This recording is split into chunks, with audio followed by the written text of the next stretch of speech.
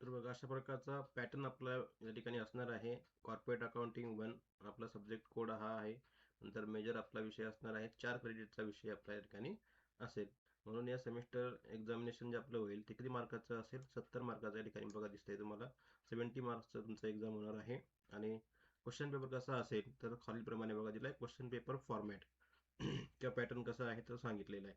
मग बघा काय म्हटलंय, question number 1 and 6 are compulsory. म्हणजे क्वेश्चन नंबर 1 आणि 6 जो आहे तर तो कसा आहे, कंपल्सरी असणार आहे सर्व सर्व विद्यार्थ्यांना. म्हणजे क्वेश्चन नंबर 1 आणि 6 सर्वांनी सोडवायचा आहे.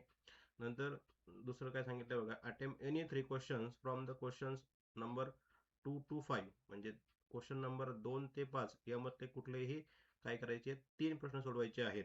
मग बघा आता यामध्ये खाली क्वेश्चन दिलाय. क्वेश्चन नंबर 1 काय आहे, fill in the blanks on all the units. म्हणजे सगळे जे काही युनिट्स आपले आहेत त्या सगळे जे युनिटवरती पहिल्या क्वेश्चनमध्ये काय असेल तर फिलिंग द ब्लँक्स असेल. आणि दुसरा जो क्वेश्चन आहे तर तो आहे numerical problem on unit number 1. म्हणजे युनिट नंबर 1 जे काही आहे तर त्यावरती आपला त्या ठिकाणी क्वेश्चन असणार आहे. नंतर न्यूमरिकल प्रॉब्लेम युनिट नंबर 2 वर जो असणार आहे. नंतर तसंच न्यूमरिकल प्रॉब्लेम नंबर 3, 4. म्हणजेच थोडक्यात काय आहे की 2 ते 5 हे जे काही प्रश्न आहेत यावरती न्यूमरिकल प्रॉब्लेम आपल्याला विचारणार आहेत. म्हणजेच प्रॅक्टिकल प्रॉब्लेम आपण जे घेतो आहे तर ते विचारणार आहेत. आणि क्वेश्चन नंबर 6 जो काही शेवटी आहे तर हा आपला त्या ठिकाणी शॉर्ट नोट्सचा असणार आहे. यामध्ये एनी टू तुम्हाला शॉर्ट नोट्स सोडवायचे आहेत. 4 तुम्हाला विचारतील. 4 पैकी तुम्हाला काय करायचं आहे, 2 सोडवायच्या आहेत. मग आता याला मार्किंग कसं सांगितलंय, पहिले जे काही क्वेश्चन नंबर 1 आहे फिल इन द ब्लँक्स, त्याला किती मार्क आहेत तर 6 मार्क आहेत. ठीक आहे. म्हणजे 6 मार्काला आपल्याला काय करायचं आहे, रिकामी जागा भरा त्या ठिकाणी असणार आहे. नंतर क्वेश्चन नंबर 2 जो आहे तर तो किती मार्काला आहे तर 18 मार्काला आहे.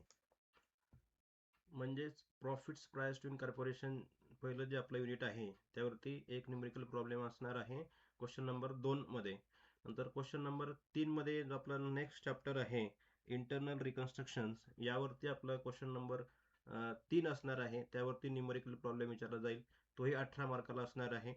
नंतर क्वेश्चन नंबर 4 जो आहे तर क्वेश्चन नंबर 4 वरती आपला जो नेक्स्ट चॅप्टर आहे फायनान्शियल स्टेटमेंट ऑफ अकाउंट्स, म्हणजेच फायनल अकाउंट्स जे आहे कंपनीचं, ते क्वेश्चन नंबर 4 मध्ये असणार आहे. तेही 18 मार्काला आहे. आणि शेवटचं चॅप्टर जे आपलं आहे लिक्विडेशन ऑफ कंपनी आपण जे घेतो आहे तर तो 5चा प्रश्न असणार आहे.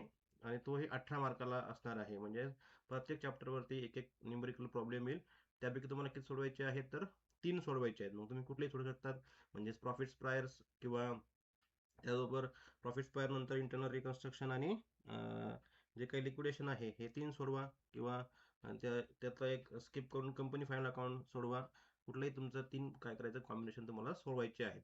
म्हणजेच एकूण तुमचे जे काही 2 ते 5 प्रश्न आहेत, 2 ते 5 प्रश्नांमध्ये तुम्हाला 3 प्रश्न त्या ठिकाणी सोडवायचे आहेत. आणि शेवटचा जो 6वा प्रश्न आहे तर तो काय आहे, कंपल्सरीज आहे. त्याला ऑप्शन नाही आहे. पहिला आणि 6वा जो त्या ठिकाणी प्रश्न असणार आहे हे दोन्ही तुम्हाला कंपल्सरी सोडवायचे आहेत. शेवटचा जो प्रश्न आहे तो 10 मार्काला आहे. 2 तुम्हाला शॉर्ट नोट्स लिहायचे आहेत.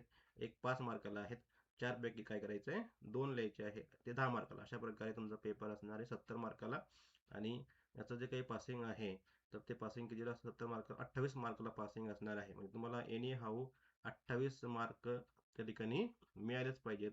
या संपूर्ण जे काही आपलं क्वेश्चन्स आहेत त्या क्वेश्चन्समध्ये आपल्याला काय करायचं आहे, 28 मार्क मिळवायचे आहे. आणि त्या ठिकाणी पास आपण तेव्हा होणार आहोत.